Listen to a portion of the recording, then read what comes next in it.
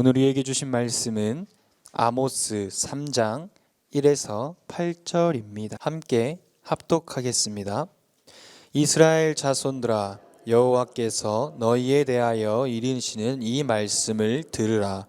애굽 땅에서 인도하여 올리신 모든 족속에 대하여 이르시기를, 내가 땅의 모든 족속 가운데 너희만을 알았나니 그러므로 내가 너희 모든 죄악을 너희에게 보응하리라 하셨나니, 두 사람이 뜻이 같지 않은데 어찌 동행하겠으며, 사자가 움킨 것이 없는데 어찌 수풀에서 부르짖겠으며, 젊은 사자가 잡은 것이 없는데 어찌 굴에서 소리를 내겠느냐.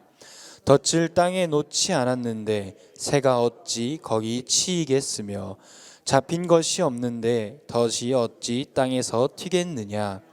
성읍에서 나팔이 울리는데 백성이 어찌 두려워하지 아니하겠으며, 여호와의 행하심이 없는데 재앙이 어찌 성읍에 임하겠느냐. 주 여호와께서는 자기의 비밀을 그 종 선지자들에게 보이지 아니하시고는 결코 행하심이 없으시리라. 사자가 부르짖은즉 누가 두려워하지 아니하겠느냐. 주 여호와께서 말씀하신즉 누가 예언하지 아니하겠느냐. 아멘. 할렐루야. 새벽 예배에 나오신 여러분들을 환영하고 축복합니다. 오늘 아모스 3장 말씀을 가지고 어떤 삶을 살고 있습니까? 라는 제목으로 여러분과 함께 말씀을 나누고자 합니다. 앞선 1장과 2장에 등장했던 남유다와 북이스라엘을 비롯한 각 이방 족속들까지 그들의 죄악과 하나님의 심판에 대해서 언급하고 있습니다. 본장에서부터는 새로운 내용이 시작됩니다. 3장부터 6장까지는 아모스의 3편의 설교가 기록되어 있습니다. 3장은 그 첫 번째 설교에 해당합니다. 오늘 이 시간 아모스 3장 살펴보며 우리에게 주신 하나님의 은혜를 깨닫길 소망합니다. 오늘 말씀 1절입니다. 이스라엘 자손들아, 여호와께서 너희에 대하여 이르시는 이 말씀을 들으라. 애굽 땅에서 인도하여 올리신 모든 족속에 대하여 이르시기를. 아멘. 이스라엘 자손들아, 아모스는 심판의 메시지를 선포하기에 앞서 먼저 그 메시지의 대상인 이스라엘을 호명하고 있습니다. 아모스서에서 이스라엘이란 두 가지 의미로 나타나는데요. 첫째는 여로보암 2세에 의해서 통치되는 북왕국 이스라엘을 가리킬 때 사용되는 단어이고, 둘째는 하나님의 은혜를 경험했던 이스라엘, 즉 하나님과의 특수한 관계를 갖고 있는 모든 이스라엘 백성들을 말하는 것입니다. 여기서 나타나는 이스라엘이란 단어는 바로 둘째에 해당하는 이스라엘입니다. 즉 아모스가 말하는 이 말씀을 들어야 할 대상이 단지 북왕국 이스라엘 민족만이 아닌 애굽 땅에서부터 인도하여 올리신 모든 족속, 출애굽을 이루어 주시고 광야에서 먹이시고 인도하여 주시고 가나안 땅을 주신 이스라엘 백성, 그 자체를 말하는 것입니다. 다시 말하면 선택된 민족, 하나님의 언약 백성들이라는 것이죠. 이 백성들이 들어야 할 말은 바로 2절입니다. 내가 땅의 모든 족속 가운데 너희만을 알았나니 그러므로 내가 너희 모든 죄악을 너희에게 보응하리라 하셨나니. 아멘. 2절 상반절, 내가 땅의 모든 족속 가운데 너희만을 알았나니. 하나님은 오직 이스라엘만 알았다라고 선포합니다. 하나님이 이스라엘을 알았다라는 사실이 이스라엘을 하나님께서 징벌하실 수 있는 근거가 되는 것입니다. 여기서 안다라고 사용된 히브리어 야다는 단순히 지식적으로 아는 것이 아니라 체험적으로 아는 것, 경험을 통해 상대를 깊이 사랑하고 이해한다는 의미를 내포하고 있습니다.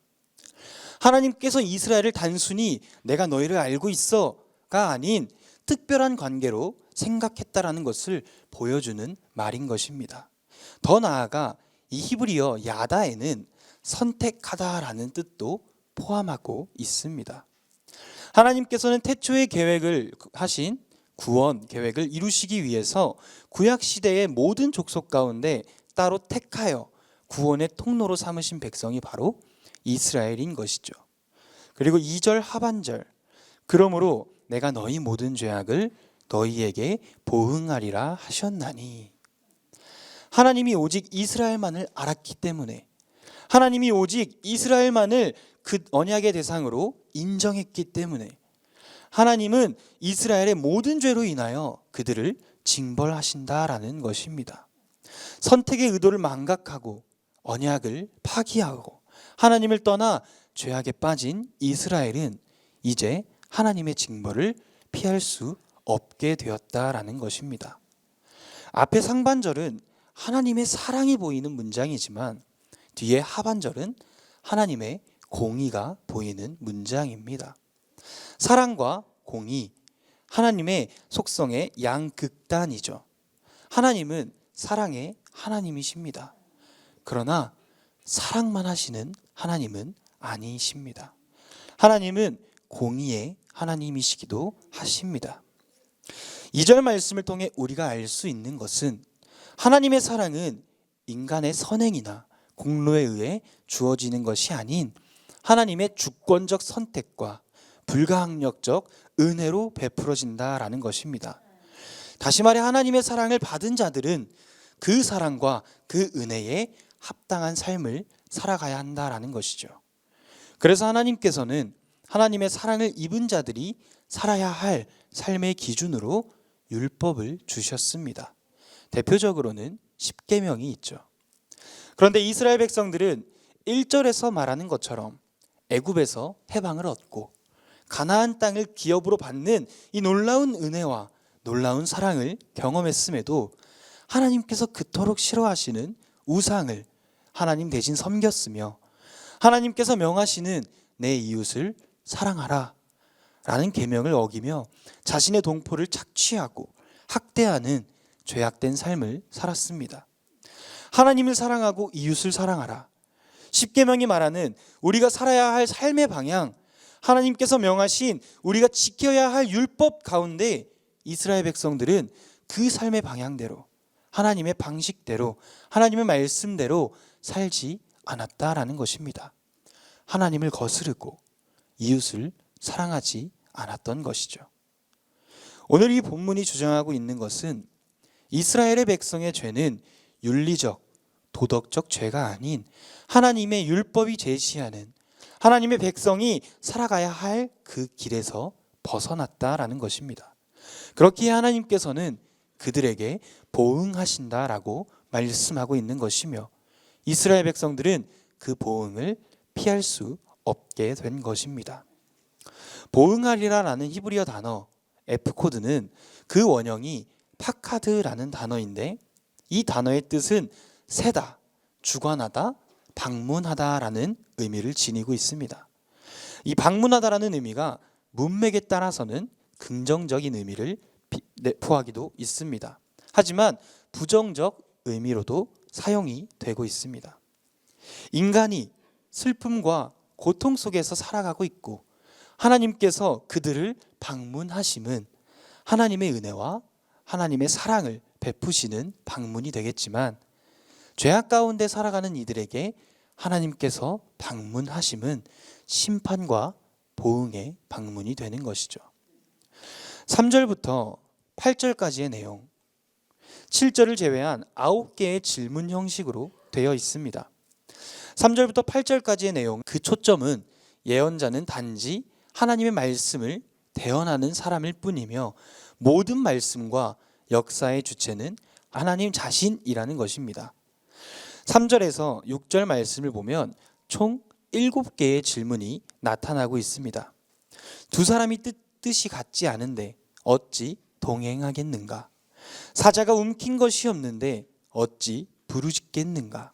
잡은 것이 없는데 어찌 소리 내겠는가? 덫을 놓지 않았는데 어찌 새가 치이겠는가? 잡힌 것이 없는데 어찌 땅에서 튀겠는가? 성읍에서 나팔이 울리는데 어찌 백성이 두려워하지 아니하겠는가? 여호와께서 행하심이 없는데 어찌 재앙이 임하겠는가라는 질문들이죠. 이 모든 질문에 그렇지 않습니다 라고 대답을 할 수 없는 질문들입니다. 다시 말하면 선포에 해당하는 질문이죠. 또한 앞서 6개의 질문, 여호와의 재앙을 뺀 그 질문을 뺀 나머지 6개의 질문은 자연과 그들의 삶에서 관찰할 수 있는 질문들입니다. 그리고 이어지는 하나님의 역사에 대한 질문이 바로 3절에서 6절 말씀 가운데의 중심 주제입니다. 이것을 통해 말하고자 하는 것은 삶의 경험적 가르침을 바탕으로 이스라엘 백성들의 영적 침체를 말하고 있는 것입니다. 그들은 영적 침체에 빠져 살아가고 있습니다. 다시 말하면 하나님께서 방문하실 때에 영적으로 침체되어 있는 이들은 그 하나님의 방문이 심판과 보응의 방문이라는 것입니다. 그들은 영적인 침체에 빠져서 세상에서 일어나고 있는 사건들 속에 하나님의 섭리와 하나님의 뜻을 발견하지 못하고 있습니다. 심지어는 6절에 전쟁과 같은 위기의 상황 속에서도 하나님의 역사를 깨닫지 못하고 있는 것입니다. 그들은 하나님의 선민이고 그들에게는 늘 구원과 승리가 있었기에 그들은 착각 속에 빠져 살아가고 있던 것입니다. 그들이 착각하고 그들이 망각했던 것은 다름 아닌 하나님에 대한 순종과 충성의 의무였습니다. 또한 이 질문들을 통해 말하고자 하는 것은 현재에 나타나고 있는 모든 징조와 미래에 일어날 재앙도 하나님의 역사라는 것입니다. 이것은 창세기부터 요한계시록까지 성서 전체를 통해 나타나는 하나님의 주권 선포입니다. 오직 하나님만이 창조주이시며 만유의 주제시며 섭리의 주님인 것이죠. 그분이 알파와 오메가이시며 시작과 끝이라는 것입니다. 사랑하는 성도 여러분, 이스라엘에게 있어서 반드시 들어 순종하지 않으면 안 되는 하나님의 명령, 하나님의 말씀이 있었습니다. 그들은 특별히 하나님의 선택된 백성으로 다른 신을 섬기지 않고 오직 하나님, 출애굽의 언약의 하나님을 섬기며 그 명령 그대로 준행했어야 하는 자들입니다. 이것만이 그들에게 있어서 축복의 길이고 그렇지 않을 경우 그들은 재앙과 징벌을 면치 못할 것임을 선포되고 있는 것이죠. 그런데 우리 또한 마찬가지입니다. 지금을 살아가는 우리 또한 하나님께서 우리를 선택하셨습니다. 요한복음 15장 16절 말씀, 너희가 나를 택한 것이 아니요 내가 너희를 택하여 세웠나니 이는 너희로 가서 열매를 맺게 하고 또 너희 열매가 항상 있게 하여 내 이름으로 아버지께 무엇을 구하든지 다 받게 하려 함이라. 아멘. 주님께서 우리를 택하셨고 주님께서 우리를 세우셨습니다. 이스라엘 민족만 듣고 순종하는 것이 아닌 우리 또한 주님의 말씀을 듣고 그 말씀에 순종하는 삶을 살아가야 합니다. 하나님이 이스라엘을 아셨던 것처럼 주님은 우리를 알고 우리를 기억하시고 그리고 우리와 함께 하십니다. 주님이 우리에게 말씀으로 언약을 베푸셨다라는 것, 이 언약과 선택에는 의무도 따른다라는 사실을 잊지 않길 바랍니다. 하나님이 이스라엘에게 베푸신 언약과 선택의 크신 사랑에 감사하여 이스라엘도 하나님을 사랑하고 하나님을 알며 그 하나님에게 충성해야 했던 것처럼 죄 가운데 살아가던 우리, 죄 때문에 죄로 인해 죽을 수밖에 없던 우리를 사랑하시어서 그 죄에서 건져내어 우리를 살리신 그 은혜와 그 사랑을 입은 자들로서 우리 또한 하나님을 사랑하고 하나님께 충성된 삶을 살아가야 하는 것이 마땅한 삶의 방향입니다. 하나님이 우리를 아신 것 같이 우리도 하나님을 알아야 합니다. 머리로만 아는 것이 아닌 나의 삶을 통해 나의 온 마음과 나의 온 정성을 다하여서 주님을 알아가는 삶, 주님께 순종하는 삶을 살아가는 저와 여러분이 되길 소망합니다. 기도하겠습니다.